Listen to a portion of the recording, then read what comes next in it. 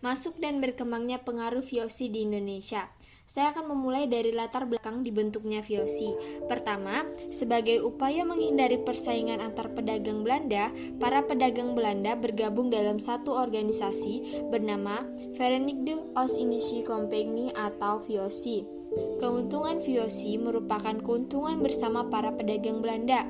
VOC dibentuk pada tahun 1602. Kedua, VOC juga dibentuk sebagai upaya untuk memperkuat diri dalam menghadapi persaingan dagang dengan negara atau bangsa lain seperti Spanyol, Portugis, dan Inggris. Dengan mendirikan perserikatan dagang, Belanda berharap akan mampu memenangkan persaingan dagang dan menguasai perdagangan dunia. Ketiga, VOC dipimpin suatu dewan pengelola atau majelis para pengurus yang terdiri dari 17 utusan dari 6 kamar dagang, yaitu Amsterdam, Zeeland, Delft, Rotterdam, Hoorn, dan Enkhuizen. Ke-17 pemimpin itu dikenal dengan sebutan Heren 17 atau 17 tuan. Keempat, pembentukan VOC tidak terlepas dari upaya keras dari Johan van Oldenbarnevelt dan campur tangan Pangeran Maurits. Keduanya berhasil meyakinkan kongsi-kongsi dagang untuk bersatu di bawah panji VOC. Kedua, yaitu hak oktroi atau hak istimewa VOC, terdiri atas 1. Hak memerintah negara jajahan, 2. Hak membuat dan mengedarkan mata uang sendiri, 3. Hak mengangkat dan memberhentikan pegawai, 4. Hak membentuk pasukan, 5. Hak melakukan monopoli perdagangan, 6. Hak menyatakan perang atau damai, 7. Hak membuat perjanjian dengan penguasa setempat, 8. Hak membuat pengadilan sendiri. Ketiga, beberapa kebijakan VOC di Indonesia. Pertama, monopoli. Monopoli perdagangan VOC dilakukan dengan cara menentukan jenis tanaman yang boleh ditanam seizin VOC, menentukan daerah dan luas wilayah yang digunakan untuk menanam, dan menentukan harga jual tanaman tersebut. Dengan demikian, bangsa Indonesia tidak memiliki kebebasan dalam berdagang dengan VOC. Kedua, ekstirpasi. Ekstirpasi adalah pemusnahan tanaman perkebunan milik pribumi untuk mengendalikan harga pasar sehingga dapat menguntungkan VOC sebagai pemegang hak monopoli. Ketiga, pelayaran hongi atau hongi tosten. Pelayaran hongi dilakukan di wilayah perairan Maluku untuk mencegah terjadinya perdagangan gelap antara bangsa Indonesia dengan bangsa asing selain Belanda. Keempat, strategi divide and impera atau politik adu domba. VOC seringkali ikut campur dalam urusan internal pemerintahan di kerajaan-kerajaan Nusantara. Dalam beberapa kasus atas permintaan pihak kerajaan yang bertikai, apabila terdapat perseteruan antar keluarga kerajaan atau antar kerajaan di Nusantara, VOC akan mendekati salah satu pihak untuk menawarkan bantuan. Jika tawarannya diterima, VOC akan membantu dengan imbalan perjanjian yang isinya akan menguntungkan bagi VOC. Contohnya, pada 1607 ketika berhasil membantu Sultan Ternate mengusir bangsa Portugis dari Ternate, VOC diizinkan dan mendirikan benteng Orange. VOC juga memanfaatkan kaum elit pribumi dalam melakukan penarikan hasil bumi. Akibatnya, terjadi perselisihan antara bangsa pribumi sehingga rakyat Nusantara sulit untuk bersatu. Keempat, beberapa gubernur jenderal VOC. Yang pertama, Peter Bot. Bot merupakan gubernur jenderal VOC pertama pada tahun 1610 sampai 1614. Misinya adalah menciptakan monopoli perdagangan Belanda terhadap rempah-rempah Nusantara. Ia mendirikan markas VOC di Ambon, Banten, dan Batavia. Yang kedua, Jan Pieter Zoon Koen. Koen 2 kali menjabat gubernur jenderal VOC pada tahun 1619 sampai 1623 dan 1627 sampai 1629. Ia memindahkan markas VOC di Ambon ke Batavia karena menurutnya lokasinya kurang strategis, jauh dari jalur utama perdagangan Asia. Pada tahun 1619, Koen mendirikan kota Batavia di atas puing-puing kota Jayakarta. Kon juga berhasil menciptakan monopoli dagang Belanda terhadap rempah-rempah, terutama dengan cara kekerasan. Pada tahun 1621, ia membinasakan penduduk asli Pulau Banda demi mengukuhkan monopoli dagang Belanda. Penduduk Badak dianggap telah melanggar perjanjian karena tetap berdagang dengan bangsa lain yakni Inggris. Kon juga menerapkan kebijakan ekstirpasi dan pelayaran Hongi demi menjaga harga rempah-rempah tetap stabil.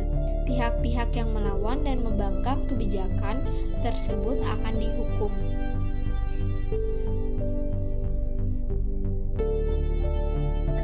Pada tahun 1669, VOC merupakan perusahaan dagang terkaya sepanjang sejarah dengan lebih dari 150 kapal dagang, 40 kapal perang, 50.000 pekerja, dan 10.000 tentara. Meskipun mengalami masa kejayaan yang cukup lama dengan memperoleh keuntungan perdagangan yang besar, VOC kemudian mulai melemah hingga akhirnya bangkrut dan dibubarkan. Adapun penyebab keruntuhan VOC adalah sebagai berikut. 1. Pegawai VOC banyak yang melakukan korupsi, terutama setelah melihat keuntungan luar biasa dari monopoli perdagangan VOC di Nusantara. Contohnya, Gubernur Jenderal Johan van Horn berhasil menimbun kekayaan hingga 10 juta gulden ketika kembali ke Belanda pada tahun 1709. Padahal gajinya hanya sekitar 700 bulan per bulan. 2. Seiring semakin banyaknya kantor cabang perdagangan yang dibuka, biaya kepegawaian pun semakin besar. Sementara itu, akibat adanya korupsi besar-besaran oleh pegawai VOC, pemasukan semakin menurun. 3. Biaya perang yang semakin membesar akibat mulai munculnya perlawanan-perlawanan di berbagai daerah terhadap monopoli dagang VOC. Misalnya, Perang Makassar pada tahun 1666 sampai 1669. 4. Persaingan dengan Perserikatan Dagang negara lain, antara lain East India Company oleh Inggris. Keenam, pada 31 Desember 1799, VOC secara resmi dibubarkan.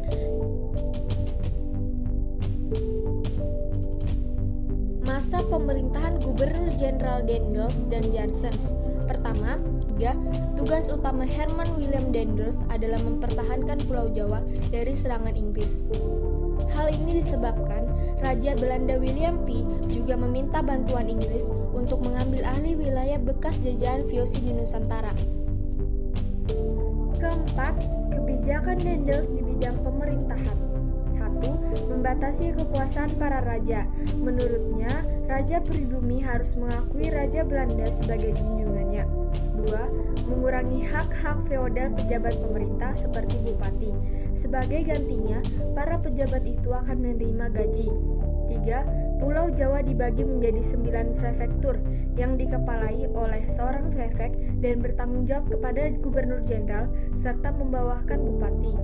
4. Kesultanan Banten dan Cirebon menjadi wilayah pemerintah kolonial Belanda.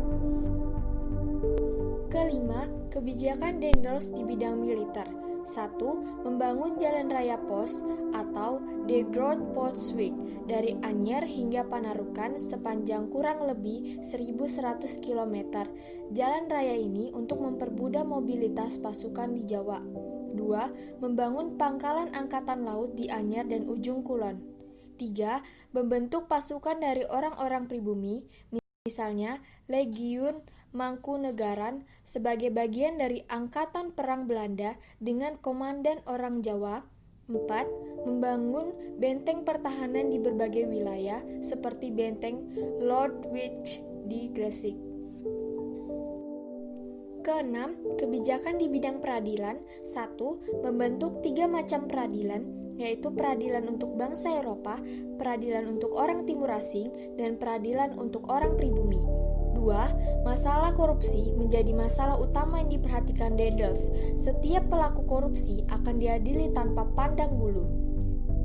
Ketujuh, kebijakan Daendels di bidang sosial ekonomi. 1. Melakukan penjualan tanah partikelir kepada pihak swasta. 2. Melakukan pemungutan pajak untuk meningkatkan pendapatan pemerintah. 3. Meningkatkan praktik menanam tanaman produksi. 4. Mengadakan penyerahan wajib hasil pertanian dan perkebunan. Kedelapan, pemerintahan Daendels berakhir setelah banyaknya laporan mengenai sikap otoriter Daendels dalam menjalankan kebijakan-kebijakannya. Daendels dipanggil kembali ke Belanda pada tahun 1811. Pemerintahan Thomas Stamford Raffles. Masa pemerintahan Inggris di Nusantara dimulai sejak 18 September 1811. Lord Minto sebagai Gubernur Jenderal Inggris di India mengirim Letnan Jenderal Thomas Stamford Raffles sebagai penguasa Hindia Belanda yang berpusat di Batavia. Ada dua kebijakan yang dimiliki Raffles. Yang pertama, kebijakan di bidang pemerintahan. A. Membagi Pulau Jawa menjadi 16 keresidenan. B. Menjalin hubungan baik dengan penguasa lokal yang membenci Belanda untuk mempermudah upayanya dalam menguasai seluruh Hindia Belanda. C. Menghapus peran bupati sebagai pemungut pajak dan menjadikannya sebagai pegawai pemerintah kolonial. Yang kedua, kebijakan di bidang ekonomi. A. Menetapkan sistem sewa tanah atau land rent di mana pemerintah sebagai pemilik tanah dan petani sebagai penggarap. B. Memperkenalkan sistem perekonomian uang dalam hal membayar pajak. C. Menghapus monopoli, rodi, penyerahan wajib hasil bumi, pajak hasil bumi, dan pre-Engelstelsel.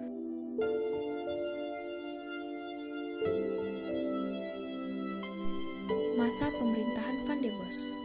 Yang melatar belakangi munculnya pemerintahan Van de Bos disebabkan karena satu, kegagalan politik jalan tengah di parlemen Belanda. 2. Kosongnya kas keuangan Belanda. Akibatnya banyak perlawanan kedaerahan yang muncul, terutama perlawanan Pangeran Diponegoro dan Perang Padri yang banyak menghabiskan keuangan Belanda.